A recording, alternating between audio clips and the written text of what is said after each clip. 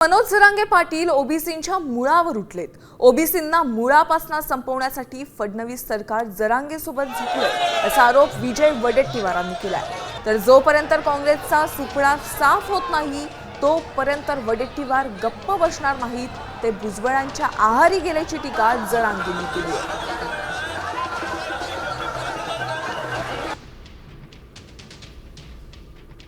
बारा बलुतेदारांना घेऊन हे राज्य स्थापन केलं।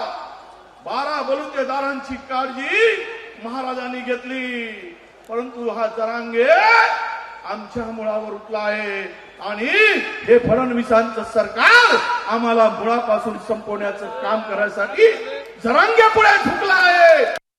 जोपर्यंत काँग्रेसचा सुपडा साफ होत नाही तो उद्योग बसत नाही, कारण त्यांनी ते छगन भुजबळच्या विचाराच्या आहारी गेलाय आणि जो नेता जो माणूस छगन भुजबळच्या आहारी जाईल तो नेता संपल्याशिवाय राहत नाही, ते पक्षसुद्धा संपल्याशिवाय राहत नाही। आतापर्यंत तुम्ही नाशिकची हिस्ट्री येऊन बघा, नाशिकच्या सुद्धा प्रत्येक मतदारसंघात त्याचं कोणासंगत जमत आणि हे असल्या अपेक्षाच्या षडयंत्रात गुंतलाय वडेट्टीवार साहेब सुद्धा।